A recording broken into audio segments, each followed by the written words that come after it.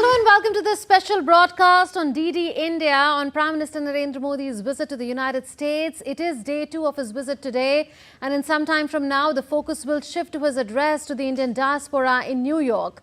But if we review day 1, we see that PM Modi's ongoing visit has been full of substance, starting with his bilateral meeting with US President Joe Biden, followed by the Quad Summit, and then the bilateral meetings with Japanese Prime Minister Fumio Kishida and Australian Prime Minister Anthony Albanese in Delaware, Joe Biden's home state. Now, in the next 1 hour, we will analyze the outcomes of day 1 of PM Modi's historic visit to the US with analysts and former diplomats that keep a keen watch on geopolitical developments.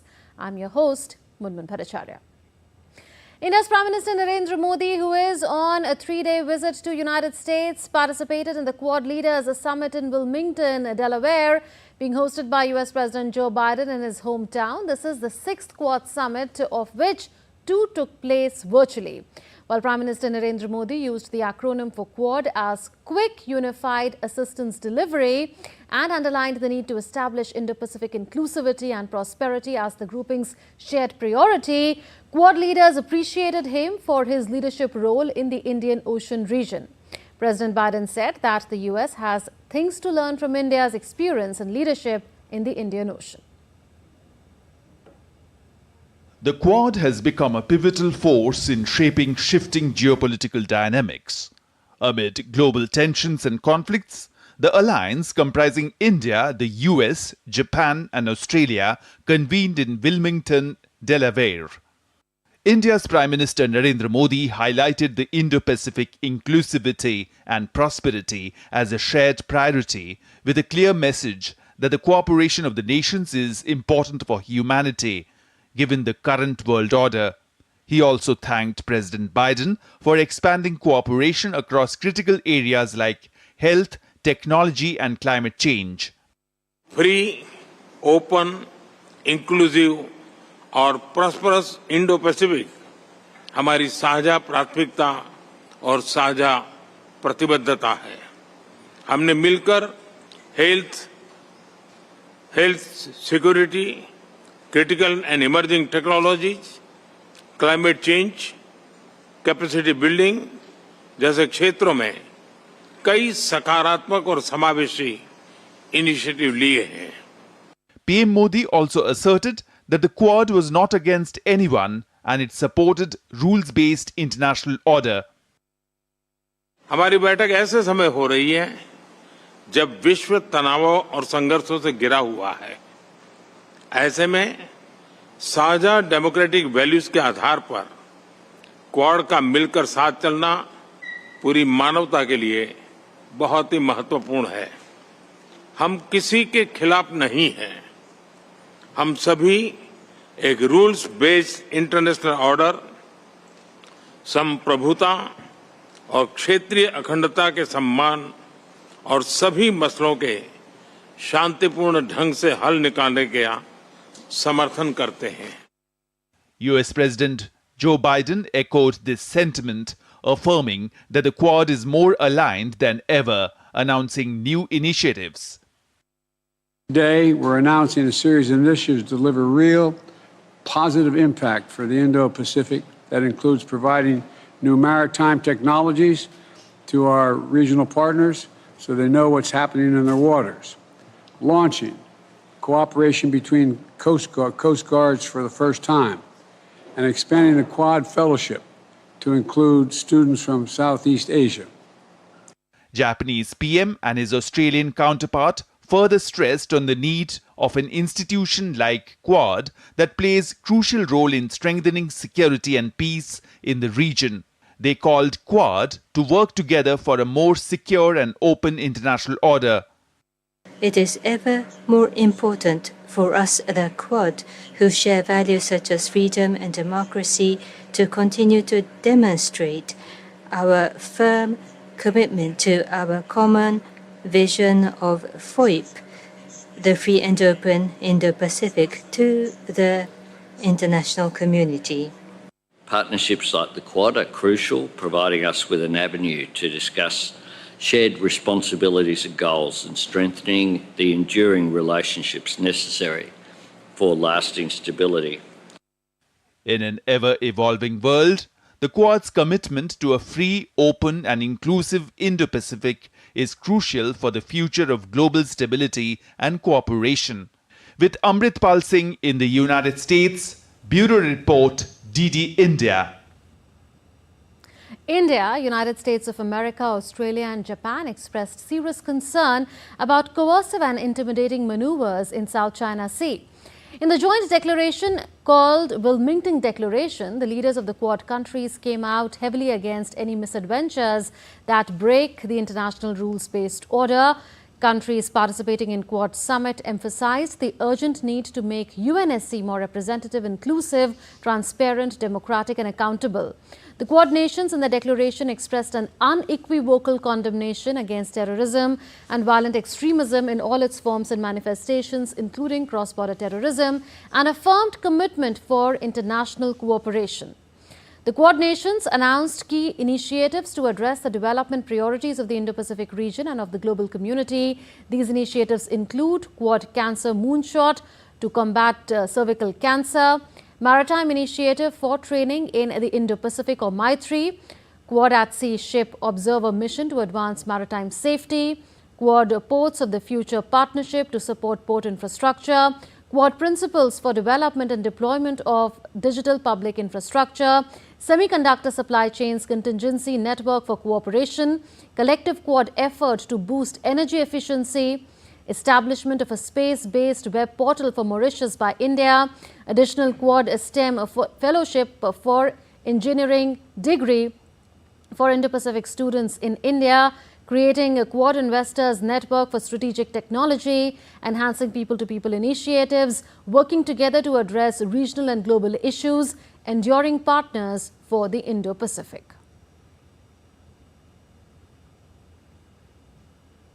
Briefing the media in New York on PM Modi's interactions with leaders in the Quad Summit and his separate bilateral meetings, Foreign Secretary Vikram Misri said that there was an all-encompassing discussion on issues of mutual cooperation as well as regional and international development. He informed the media that Quad has launched an Indo-Pacific Logistics Network pilot project to pursue shared airlift capacity in order to support civilian response to natural disasters more rapidly.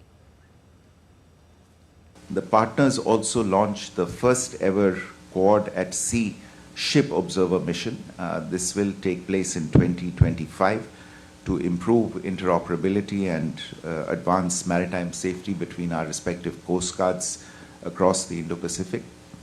The Quad Indo-Pacific Logistics Network project will pursue shared airlift capacity among our nations and leverage our collective logistics strengths to support civilian response to natural disasters more efficiently and more rapidly. On the sidelines of the Quad meeting, Indian Prime Minister Narendra Modi, along with US President Joe Biden, Australian Prime Minister Anthony Albanese and Japanese Prime Minister Fumio Kishida attended the Cancer Moonshot event. Quadrilateral Cancer Moonshot initiative was launched by Quad leaders to prevent, detect, treat and alleviate the impact of cervical cancer. India's Prime Minister Narendra Modi announced a special fund to fight against cervical cancer.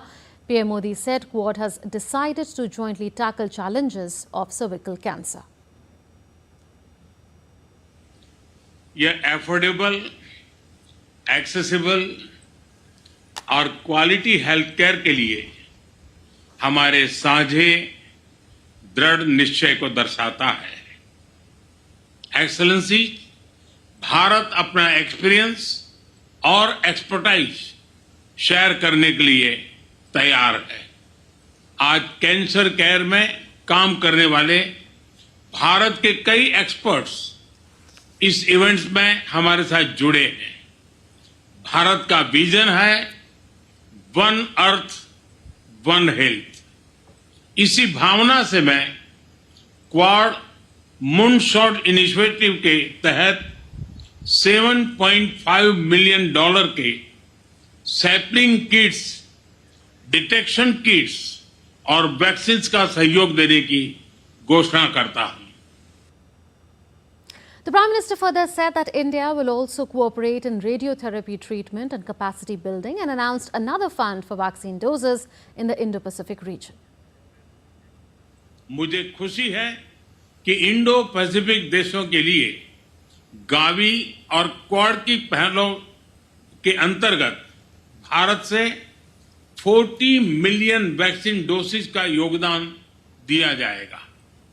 ये 40 million vaccine dosage करोड़ों लोगों के जीवन में आशा की किरणें बनेगी। As you can see, when the Quad acts, it is not just for nations, it is for the people. This is the true essence of our human-centric approach. Dhanyavad. And to get perspective, particularly on the takeaways from the fourth in-person Quad summit that was held in Delaware, Joe Biden's home state in the United States, we are being joined by two guests. I'm pleased to introduce Ashok Sajjanhar, former Indian ambassador, and Dr. Shweta Singh, associate professor, Department of International Relations, South Asian University. Such a pleasure to have the two of you here on this special broadcast. I'll request all of you to keep your answers brief and succinct because we have a lot of room to cover. Starting with you, Ambassador, what do you make of the acronym particularly that the Prime Minister gave for Quad, which is Quick Unified Assistance Delivery? Does it go on to show that India's emphasis particularly in the Quad is that it is a force for the good, it is a force that is meant for people-centric development, a vehicle to promote development, prosperity, peace and security in the Indo-Pacific, and not directed against anyone? No, absolutely. Thank you very much, Munmun, for having me on your show. You are very right. I think it's a very appropriate acronym. The Quad has now been with us at the summit level since 2021. So I'm glad that the acronym has come, although it has been, what should I say, a little late in coming, because Prime Minister Modi is very fond of making these very evocative acronyms, and they convey the meaning, the sense, the significance very, very quickly. So I think it is very appropriate, and the decisions that have been taken today, several of them you have outlined, you have given details for. It sends out a very clear message, as Prime Minister Modi had said at the Quad Summit in Tokyo in May of 22, that Quad is a force for global good. So basically all the initiatives that are being taken, all the decisions that are being taken and they are being implemented on the ground, they are to help and support the countries of the Indo-Pacific. You would remember we started with the critical emerging technologies, climate change and the COVID-19 vaccines.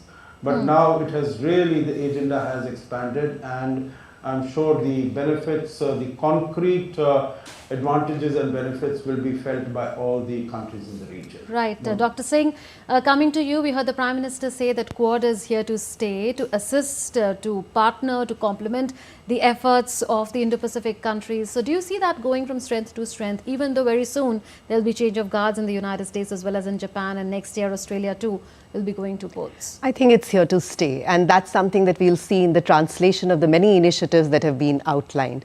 I think from India's perspective, India would be very keen to take this strategic partnership forward, and I think what India has very strategically achieved through this dialogue is, if you're looking at it, one has to really look how India is emerging as a rising power. And in that context, if you're looking at how India is emerging as a rising power, we're really looking at two important components of how India is shaping its strategic autonomy, which is the ideational as well as the material capabilities. So now if we come back to Quad in that context, and if we see, is Quad here to stay? Definitely Quad is here to stay. So if you're looking at in India, we are also looking at Quad in the context of India's Act East policy. That's one. We're also looking at how it's also looking at strategically counterbalancing China without India calling it out. Now for United States of America or the other three strategic partners that we are talking about, they are very, they're very carefully maneuvering how they're placing China on it. But if you look at the language that has been used in the joint statement, the language and there is a discursive element in the language. The language has moved away from caution to condemnation. So for instance, the whole context of emphasis on rule-based order, the whole context of paying paying attention to international law in the context of sea, or drawing attention to South China Sea, or the arbitral award that has been talked about. So I think if we look at it, definitely this is here to stay, despite the fact that we might expect a change of guard, or we might also see a continuation of policy, but Quad is not going anywhere. It's something, it's as I think, it's an institutionalized mechanism. Absolutely. Absolutely. No taking away from that. Yeah, okay. And it is, I would really re-emphasize that it's not, as it's being articulated, not against something, but for something. So absolutely. it's the Prime Minister did say that. Yeah. Okay. Moving on to the Quad Cancer Moonshot program, we've seen its success in a domestic setting in the United States of America when former President Barack Obama had launched it. Do you see that adding more humanitarian element to Quad, which was predominantly seen in a geopolitical context, even though there have been so many initiatives that have been announced in the recent years?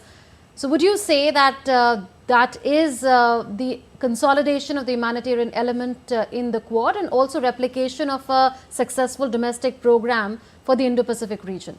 Ambassador. Yeah, Munmun, I think that's a very important initiative that's been taken.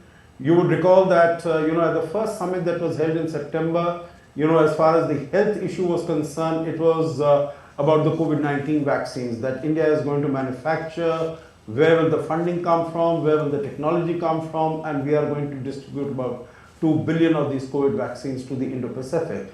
Now the scope of that in the context of the Quad has expanded to healthcare and wellness. And this initiative has been taken under that rubric, under that umbrella.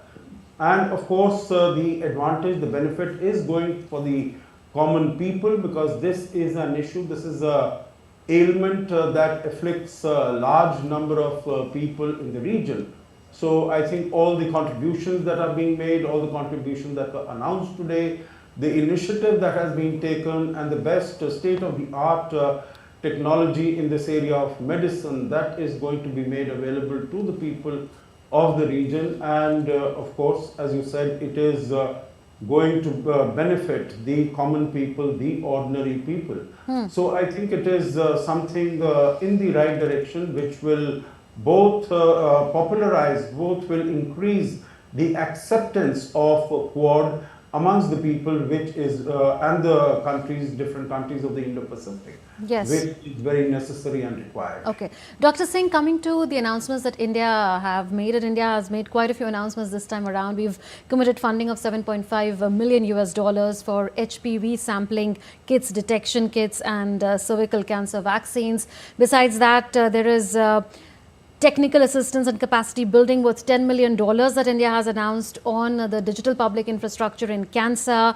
Other than that, there are $2 million that India will be investing in some of these Pacific Island countries for new solar projects. There's a new category of scholarships that India has offered. How do you look at how India has come up this time around to announce different new initiatives alongside funding? I'm going to come back to the key word here, which is the key, the key alphabet here to look at is capacity delivering, the capacity to deliver. And I think the word here is, when you're talking about capacity to deliver, and you're looking at India's aspiration as a rising power. India's always, talked about being the Vishwa Guru, the ideational element, but combined with that aspiration to be a Vishwa Guru or a Vishwa Mitra, is the capacity to deliver. So if you're looking at the capacity to deliver, and if you're reading all these initiatives, I think all these initiatives square well in the context of non-traditional security issues. And as the ambassador rightly pointed out, we are looking at aspects of health security. We are looking at aspects, in the context of, if you're looking at a specific program focused on education, for instance, India has committed a fund in the context of providing fellowships for BTech program for the Indo-Pacific countries. We are also looking at in the context of capacity building endeavor. Then, and so, or digital infrastructure that you're talking about. So I think here, what India is really doing through this endeavor of capacity building is to expand engagement without entanglements. And I think that's coming back to the essence of Quad. So, engagements without entanglements. Yes. So, actually we're looking at how do you expand these engagements without the entanglements that we are talking about. And I think there have been the skeptics and the critics who've been talking about as India as the weak link in the Quad. But actually, India is strategically maneuvering and is playing the role of a bridge builder in the context of building this narrative and scripting this narrative for its own interests. It's also looking ahead, thinking out of the box, being the real glue, isn't it? Because I would say that. And I would actually wait to watch how India is able to bring that back, for instance, in the IORA region, something that we are not talking about. So, we are definitely looking at the Indo-Pacific, but what implications would it have, for instance, in the IORA region? Or what instance would it have in the context of we've been talking about it, but for instance, there is a renewed commitment in the context of global governance and, reforming global governance mechanism. Prime Minister Modi would be speaking at the summit of the future. Now, if you look at the statements that have been coming in from the US and from the other strategic partners, there has been a renewed support for reforming the United Nations Security Council, and also in the context of pitch for UN, for a permanent seat to India. So, I think we are looking at Quad, but we are also looking at how can we really expand the canvas of engagement. And I think that's where I'll keep coming back to. Absolutely. Reform of multilateral institutions, including reform of the UNSC, did figure in the Quad discussions as well. Now, coming on to another initiative that has been announced in the Quad context, Ambassador, Quad has launched the first ever Quad at Sea Ship Observer Mission. It's going to take place for the first time in 2025. Now, the focus here is on maritime safety, interoperability, exchanging the best practices. In the context of Quad, how significant is this? Because when our correspondent spoke to the Foreign Secretary on this, he said that this is something which is iterative, meaning that this will be evolving with time. So how do you look at this particular initiative, and do you think that we'll see? Okay, Dr. Singh, I'll come to you on this, the Quad at Sea Ship Observer Mission, before we try and set the connection right with Ambassador.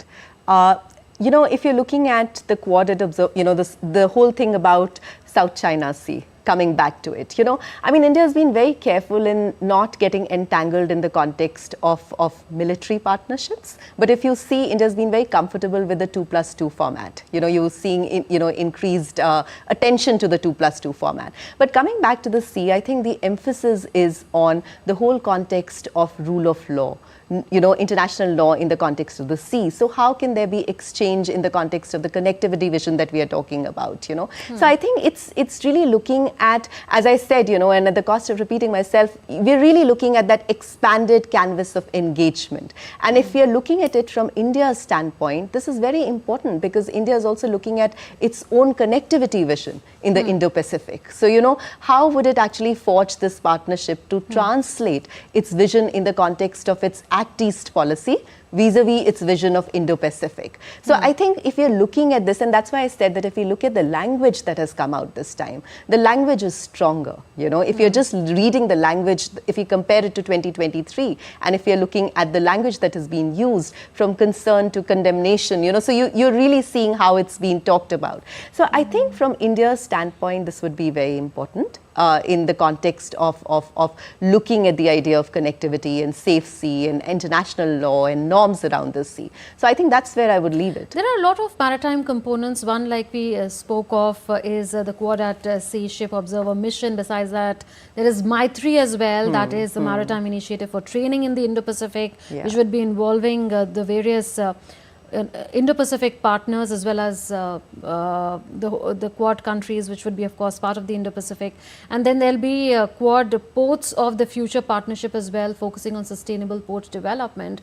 So, to put it together, do you see that in the context of maritime safety and the effort to ensure that international rules-based order is maintained and not violated by any actor? I would see that, and I would also look at, it's also towards, because, it's a twofold approach. India has also strengthened its bilateral engagement. If you're looking at its bilateral engagement in the context of Indo-Pacific, or if you're also looking at India's bilateral engagement in the context of Southeast Asia, it's going hand in hand with what's happening in the context of Indo-Pacific. So I think these are larger, if you can say these are larger engagements around India's vision of maritime security and also specifically anchoring around areas of non-traditional security issues. Because the minute we start to talk about non-traditional security issues, it's more collaborative and cooperative rather than competitive. And I think that's important. Right. Ambassador, your thoughts on the new announcements that have been made in the maritime domain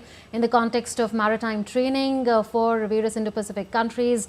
Coast Guard ships will be cooperating and coordinating in the seas of these 4 Quad partners. And besides that, there is focus also on port development among at least the 4 Quad countries.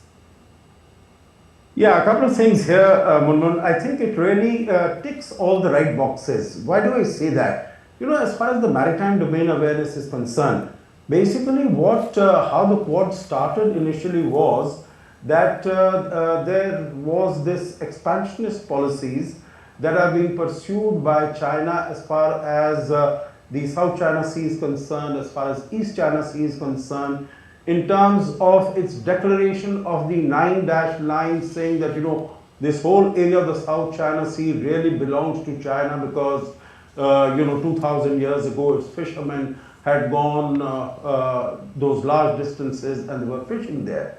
And also it has taken possession of a large number of islands, whether it is Scarborough Shoal, Paracels, Spratly Islands, also created artificial islands. So basically the whole idea was to push back against China, declare that there is freedom of navigation, there is freedom of overflights, it will be a free and open, it is a common good, it is free and open Indo-Pacific, inclusive and resilient, as Prime Minister mentioned just now. Okay. So I think as far as this maritime domain awareness is concerned, it is basically ensuring the rights of all the littoral states of the South China Sea. And the second aspect is that as China has been coming in with its predatory practices under the Belt and Road Initiative, so build the ports in different countries, in littoral countries, and state-of-the-art ports will be constructed, and they will not be dependent upon the funding and financing of China as has been happening. So I think both these aspects, security as well as infrastructure development, I think these are taken care of very effectively by these declarations by the Quad leaders. Yes, and ports development is referred to not just in the context of the Quad, but in the context of the whole Indo-Pacific. I would like to clarify that. On the semiconductor initiative that has been announced, it's called Semiconductor Supply Chains Contingency Network, with a focus on having a diversified and competitive market and having more semiconductor resilience in insofar as the Quad is concerned. How do you see this contingency network in these present times, Ambassador? Yeah, I think technology has become very important as far as development and growth of the countries is concerned, and semiconductor, and also in making sure that the supply chains are resilient. The whole world has suffered as a result of the experience that we had to undergo during the COVID-19 pandemic, when low technology products were also not available. They were also weaponized by China because much of the production had gone into that country. So stable, reliable, resilient supply chains, I think that has become the need of the hour. And semiconductors, of course, being such absolutely essential elements for any technological growth and advancement and progress.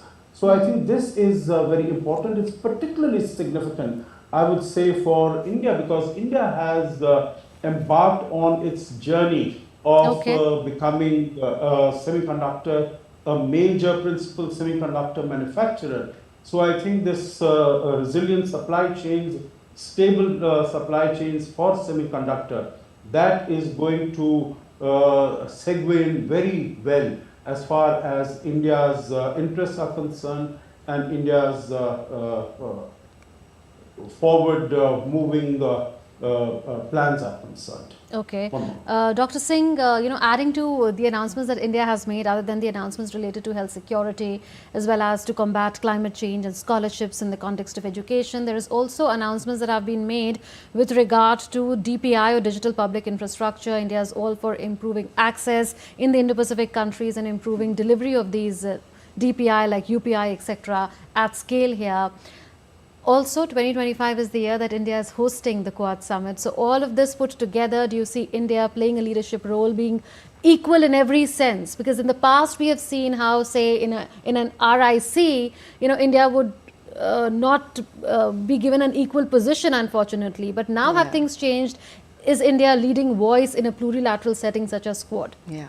I think, Munmun, you're absolutely right. If you're looking at India's engagement, I think one of the areas that India has completely underlined, and it is this whole idea of being able to swing across different kinds of partnerships. And what it is also calling for, all the announcements that if you're looking at, what it is also calling for is democratization. And when it starts calling for democratization, be it in the context of critical and emerging technologies, or you're talking about the whole context of cooperation in the context of health security, what is it essentially doing? It is also challenging embedded hierarchies in the global order that we are talking about, And at the same time, when it challenges the embedded hierarchies in the global order that we are talking about, it is also making space for itself as a voice from the global south, something that cannot be put on the margins, something that needs to be taken seriously. So I think all these things need to be read in sync. And also, but I would really say that here the important point is that how, for instance, India has brought back this whole push towards democratization and the re-emphasis on the scripting of global norms and order that we are talking about. I mean, we have to acknowledge the fact that either we are talking about United States of America or we are talking about USSR, both have been pushing a particular kind of order. But India right from the beginning has been challenging the scripting of global order. So, its engagement in Quad needs to be read with a larger push towards plurilateralism or multilateralism. From being non-aligned to being multi-aligned. To multi-aligned, and also being multi-aligned, but also very attentive to its own interest, So while it's talking about multi-alignment, it's also very attentive to the idea of strategic autonomy. And we like it or not, the US also has to take cognizance of the fact that there is the Prime Minister who visits Ukraine and and Russia,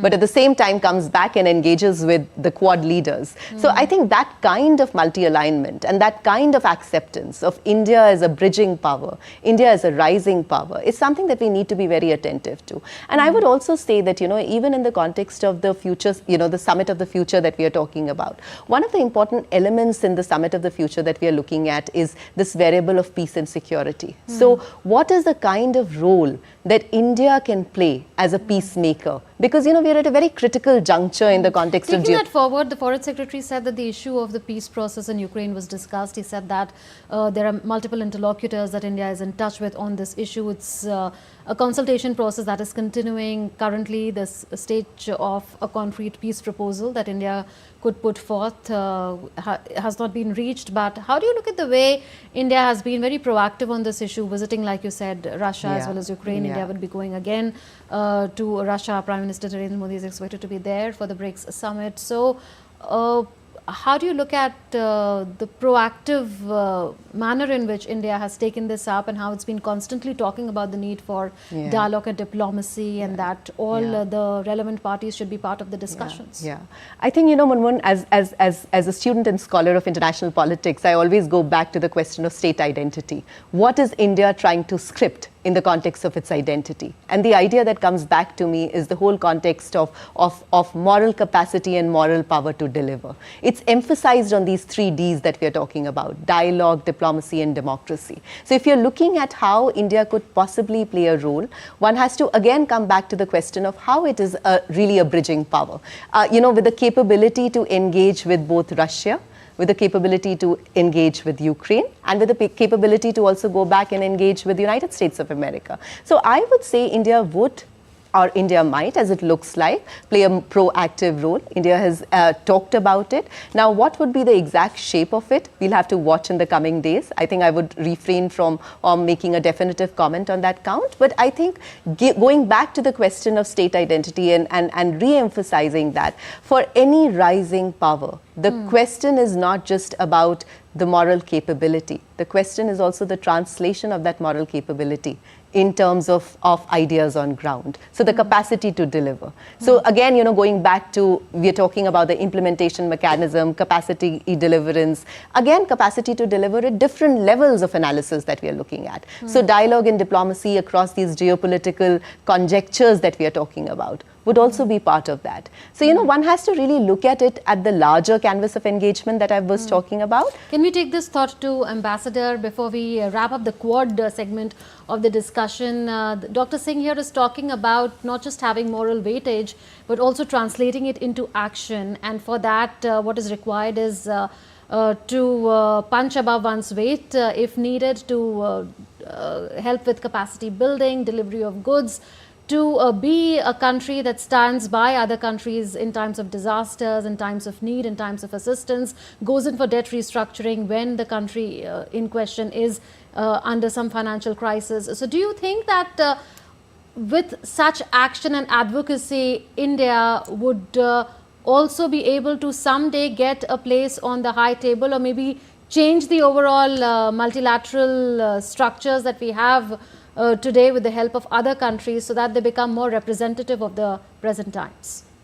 Ambassador. No, absolutely. I think the question is not if but when, because I think India has very effectively established its credentials, and that is available on multiple scores. Whether you look at the Vaccine Maitri initiative, I think while many of the developed countries, they had got these thousands and millions of vaccine doses, but then they kept them to themselves and they did not share them with others. While as far as India is concerned, we have a very shining track record, Munmun. We started our own vaccination, if I remember correctly, on the 16th of January, 2021. And our first doses of vaccines to our neighborhood, whether it is Bangladesh, Bhutan, Nepal, etc., they went out on the 20th of January 2021. So I think we have been very munificent. We have been very sharing and caring as far as, whatever advantages and benefits we are able to reap for ourselves. You look at, any of the, you mentioned about the disasters also.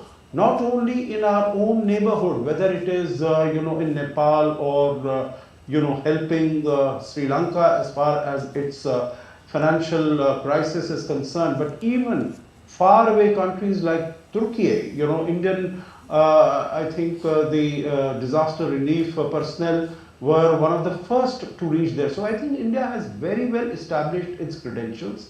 And that is why it has emerged today as a partner of choice. Partner of choice by the world. Everyone wants to be friendly with India, and it has emerged as a bridge between not only the north and the south, but also the east and the west, as we have seen. Russia, Ukraine, the United States, north and south. We saw how India became the voice of the global south. We organized 2 Voice of the Global South summits and another one more recently. Third one, yeah. So basically to project the position, the views of the South, so that the North can take cognizance of it and we can work together. So we have not been a confrontational power.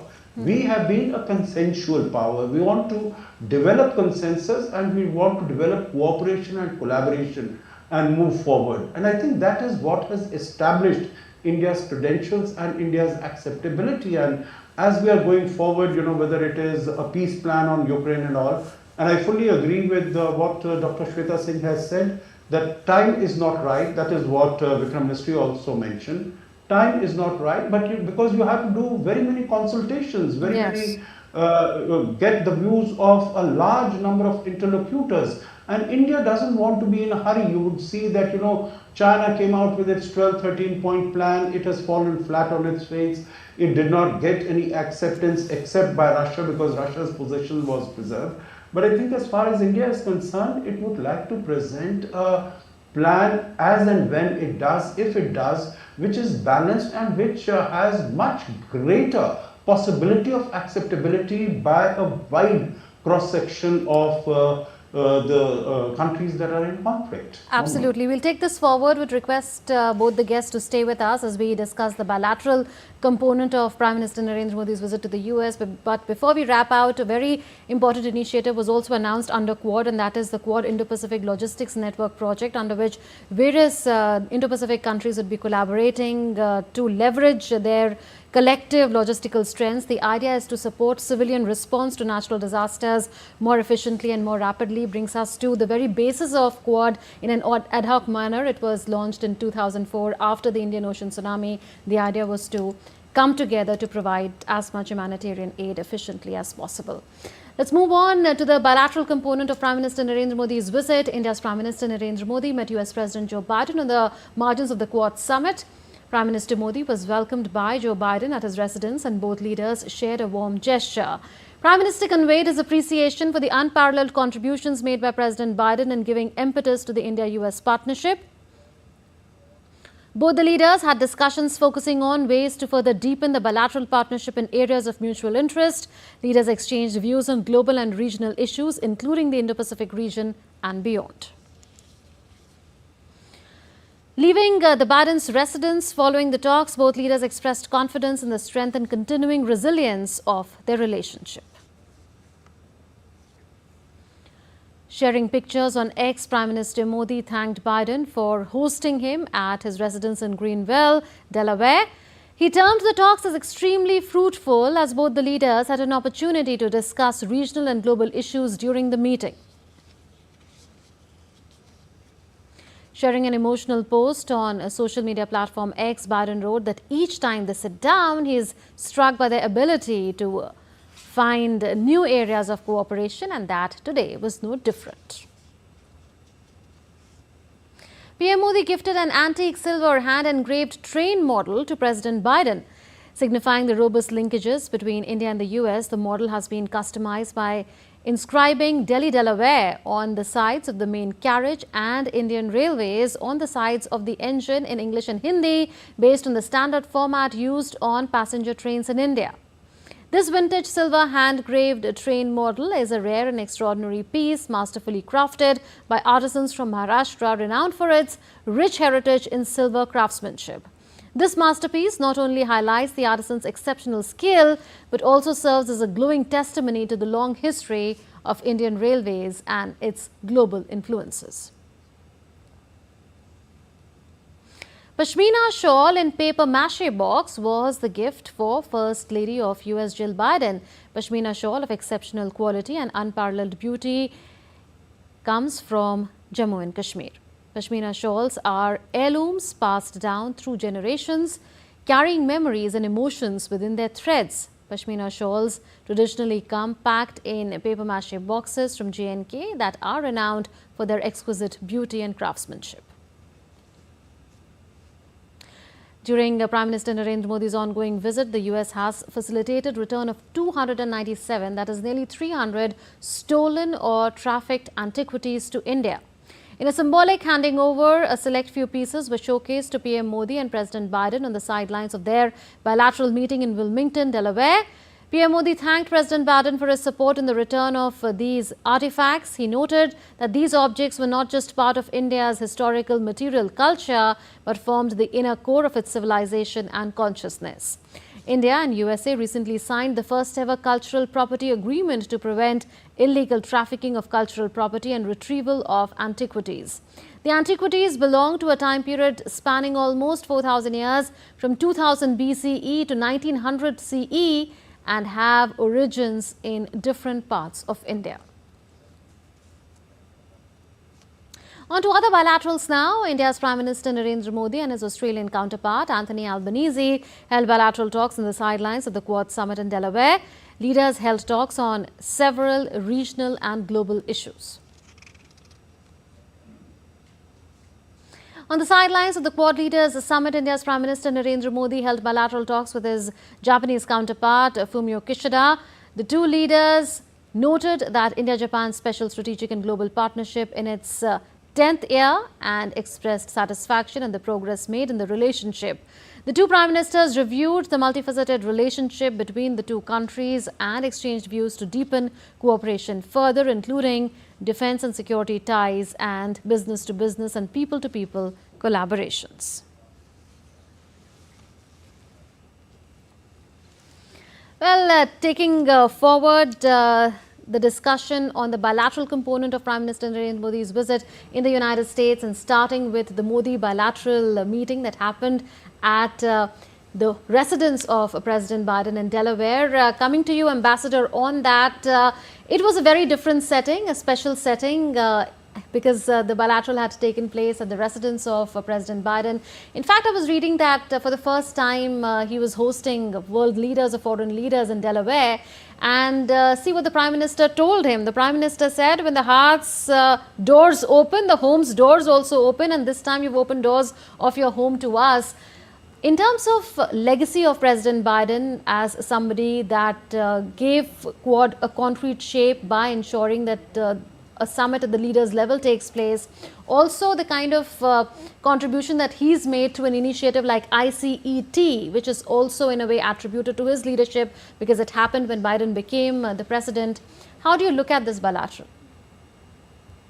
I think we have seen truly, whether it is Quad or it is the bilateral partnership between India and the United States, we have truly witnessed a spectacular rise, a meteoric rise in both these areas. You mentioned about the Quad yourself, Munmun, just now, and we've been discussing it also. Although the revival of the Quad had taken place in November of 2017, but before that, it was only at the level of senior officials that the meeting had taken place. Now, when Biden came to office in January of 2021, within 2 months, within such a short span, he had the first virtual summit that took place. And the first in-person summit took place in Washington, D.C. in September of that year. Now, if you look at, March 21 till September 24, 3.5 years, and we have already had 6 summit meetings of the Quad configuration. That is quite not only unusual, it is unheard of that any plurilateral grouping body will have such intensity of meetings.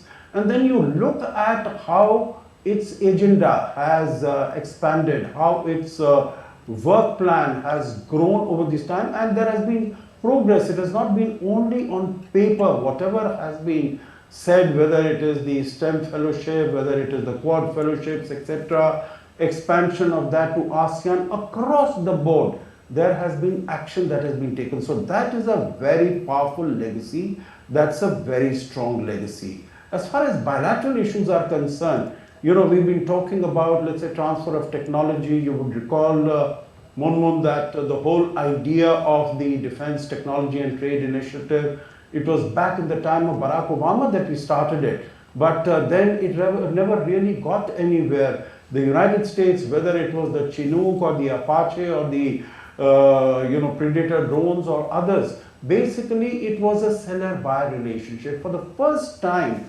defense, which I think is one of the most significant elements of our bilateral partnership, we have seen that there is also a transfer of technology, GEF 414 engines, jet engines, the technology of which the United States has not shared with any other country. India has been upgraded to the level of, not only a major defense partner, but also under what is known as the STA1 category, Strategic Trade Authorization 1 category, which brings it at par with its NATO allies, so that, these licensing, etc., for export of defense equipment to India will not be required. And we have moved forward in that area. Also, you look at technology, not only defense technology, but in the area of whether it is semiconductors, whether it is in other areas across the board. The dialogues that are taking place last year when Prime Minister Modi was on a state visit, the first state visit he's been to the United States. This is his 9th visit, so when he came in June, it would have been his 7th or the 8th visit, but it was the first state visit to the United States. And I think in terms of the not only the address, the second address to the joint session of the US Congress, which is such an unusual thing to happen, but also in terms of substantive issues that were discussed and decisions that were taken. I think President Biden leaves a very shining and bright legacy as far as taking the partnership, India-US partnership, forward to a much higher level than when it was in 2021. Right. Would you concur, Dr. Singh, on this? Because a whole lot of things have happened other than what Ambassador mentioned. He mentioned the most important ones, but there was an MOU on semiconductors signed. There's return of almost 300 antiquities from the US to India. Then India has joined 2 pillars of the Indo-Pacific Economic Framework. We've signed an MOU on drugs.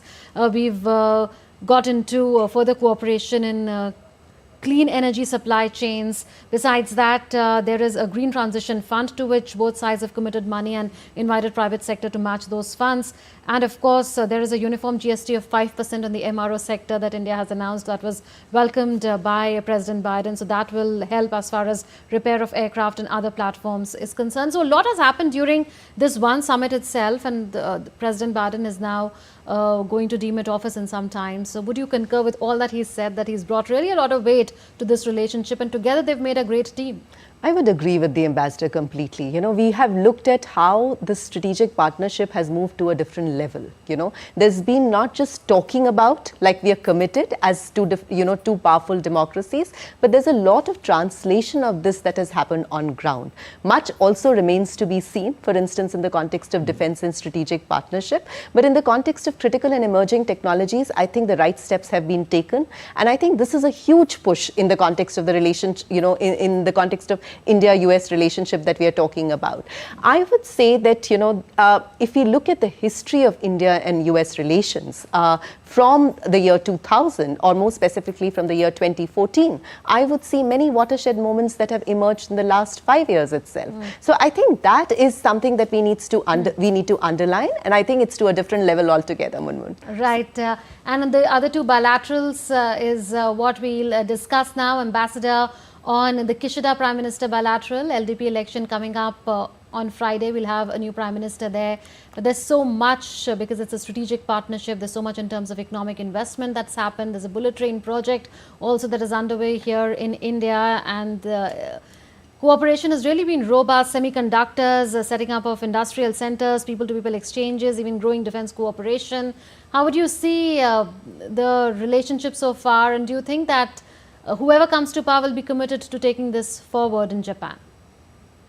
No, absolutely. I think there is a certain momentum that has been built as far as our bilateral relations, I would say, both with Japan and Australia are concerned. And I think that is really speaks about the resilience and the dynamism of the Quad also.